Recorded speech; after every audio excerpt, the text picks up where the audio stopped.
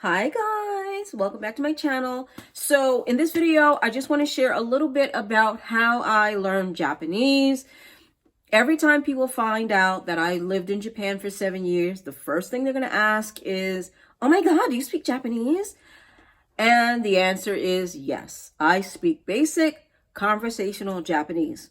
Can I talk about the Prime Minister and his newest policies? No. Can I talk about medical procedures? No. But I can go to the doctor by myself. I can buy things by myself. I had a car accident. If you don't know about that, I'll put a link to that video.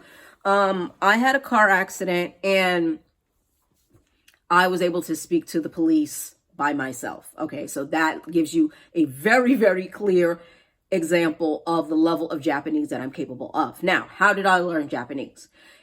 Here's the part that you guys are not going to like too much, because everybody thinks that they're going to watch Spirited Away, buy a ticket, go to Japan, and magically learn Japanese. When the reality of the situation is so many people speak English in Tokyo.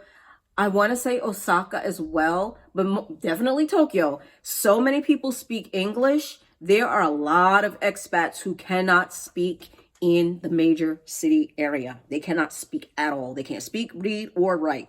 So if you think you're going to move to Tokyo and live in a tiny apartment and learn Japanese, you can watch a whole lot of other YouTubers. I will put I am tagging Pickles the Gaijin, and he will give you the tea on what it's like to live in a major city, because there are so many people who won't tell you that they can't speak Japanese. And the reason is because you're in a country where people have very few chances to speak Japanese. So when they see you and you're obviously a foreigner, right? A foreigner, they're going to be like, oh my God, here's my chance to speak English. And so they're going to be, they're going to try to speak English to you. And they don't want to hear how good your Japanese is. They don't really care. They are there to practice English on you. And if you think I'm lying, again, I'm tagging Pickles. You will be sitting in a cafe and you will start hearing people saying all kinds of randomness, like, Gaijin-san this and ego this. And you're like, why all of a sudden we talking about English and foreigners? What's really happening in this cafe right now? People are dying to speak to you in English very often. Now, don't drop down in my comments talking about that's not true, because it is. It definitely is. There are many times where people will see that you are not a Japanese person or Asian person in general. They are going to try to speak to you in English if they want to speak. It's obviously not going to be everybody. Okay, so now that we have that understood, I learned Japanese in New York City. So that is the uncommon part of my story. I was formally going to school. I went to Kennedy Institute in New York City. So I went to school for about 3 years on and off, studying basic Japanese, how to count, sentence structure, days of the week, just like you would learn any language, just like you learned English as a child, like you learn Spanish, the days of the week, you're going to learn the numbers, you're going to learn money and stuff like that. So when I moved to Japan, I already had a basic level of Japanese. Okay. So that shocked people right away, because why would I ever know Japanese, right? Tagging Kimushi-chan. She is someone who learned Japanese, and she ended up going to my old school to teach. She doesn't know this. She doesn't know, I contacted her once. She said hello to me or whatever, but she doesn't really know I'm alive. But she ended up going back to that Japanese school that I went to, and Kennedy Institute, and she ended up teaching there because her Japanese level is far superior, sometimes even to a native Japanese speaker, because this is her business. This is what she does. She studies and teaches Japanese as a Black appearing woman. I don't want to misgender anybody. I don't want to misrace label anybody, but she's a brown skinned woman who's obviously not Asian, and she speaks Japanese and teaches it. So anyway, so I learned in New York. Now, when I moved to Japan, what happened is I was in a very unique situation. Okay. I live in a town very small town. I want to say it's about 2 hours, 3 hours by train for sure, outside of Nagoya. So in my town, the only people who could speak English are other people like around my husband's age who are, or our age, right? Who have traveled abroad. And they don't speak it fluently that well. You know what I mean? Like they speak English well enough to communicate with me on a basic level. But if I ask them to read, or I ask them to sing the Star Spangled Banner or something, you know what I mean? Like if I ask them about a specific cultural thing in English, they're not going to be able to speak about it or whatever the case may be.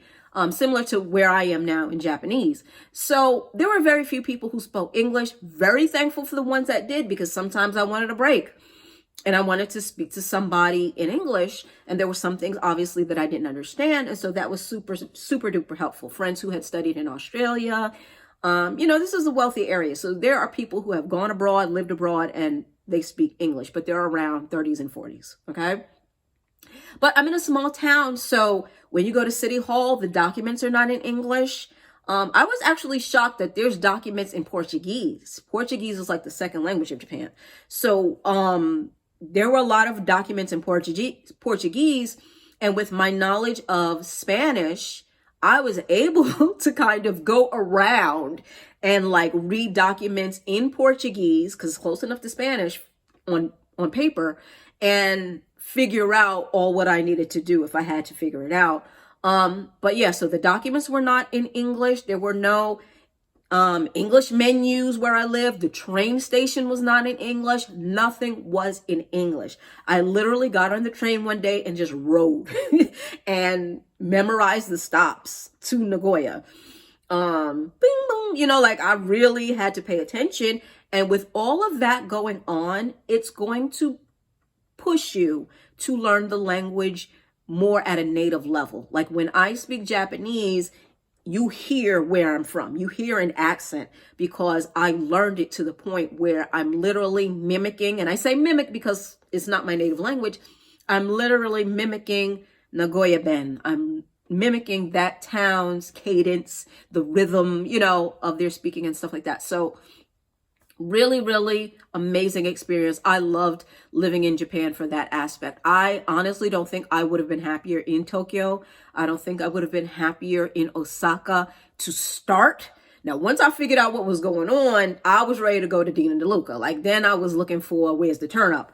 But to start off going into Japan, I was looking for that really homegrown, native, traditional Japanese experience.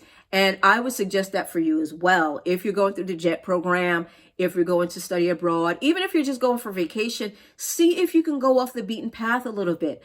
Japan is relatively safe. Nobody's going to shoot you. You know what I mean? It's relatively safe. And when I say relatively, don't misunderstand me. I'm not saying there's not weirdos and creeps and stuff like that. What I'm saying is that on average, you're not going to have any problems in Japan. So try to go off the beaten path a little bit. See what it's like in that countryside. See what it's like in the smaller towns outside of the cities where people don't speak English. Always practice basic safety rules. And that is how I learned Japanese. Now, last thing I'm going to say before I close the video is a lot of people want me to do a Japanese speaking video, like me speaking in Japanese. I can totally do that. Just know that you are going to have to turn on the notification bell for that video, because YouTube wants to run ads over videos. They are not ever going to promote a video in another language, ever. It will not pick up on SEO. It's not something that they want to promote, because they cannot run ads over me speaking Japanese. So if I sit down and I kind of like practice, because you know you got to get into the rhythm, you got to get in the mindset again and stuff like that. If I sit down and do a Japanese language video, y'all better watch it. Y'all better watch it and share it forever. But I love you guys. I will see you in the next video, and have a great